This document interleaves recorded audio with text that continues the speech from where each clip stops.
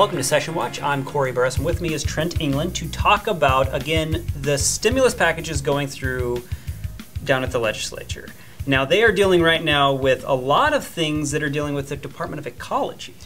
That's right. You know, I looking at a little bit of what they're talking about with these with these projects, one thing that really stood out to me was how much money was slated to go either directly to the Department of Ecology or to other similar projects and things that even look like they're, you know, the Department of Health and the Department of Ecology seem to be just doing the exact same thing and both getting money for it. I would say something was distinctly fishy about some of the stimulus plans coming particularly from Representative Hans Dunshee. I mean, there are all kinds of projects in there about fish.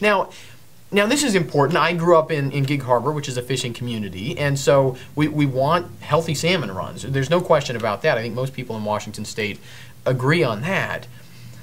But when we talk about infrastructure spending and we talk about stimulus, putting in a culvert is not the same thing as putting in a new bridge, right? Putting in a new bridge might actually help private enterprise, help job creation. It might actually stimulate the economy. You know, creating better roads so we have less traffic backups. That's good for the economy. It's good for private business.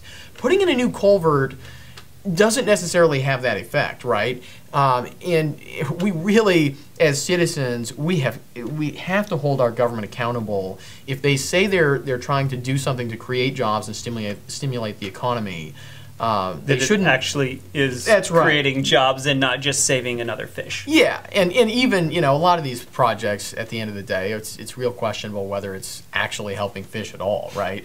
And so, yeah, I mean, we have to be vigilant when government's talking about committing, you know, potentially over $1 billion of future tax revenue to these projects. It's time for citizens to make sure that their voice is heard. Well, what's the best way for people to find out about these bills as they're kind of coming across the table? Well, you know, the legislature has a great website, and citizens can go there and you can find your legislator, you can see what bills they sponsor, what bills they co-sponsor, and you can go to the Olympia Report. That's our news bureau at the Freedom Foundation.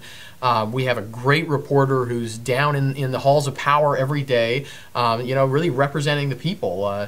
You know, this sort of old-style journalism that doesn't happen enough anymore.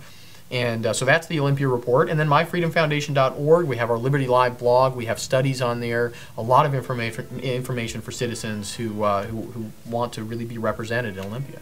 Well, that's it for Session Watch. You can check out all of our information on Session at myfreedomfoundation.org and click on Legislative Session on the right-hand side of the page.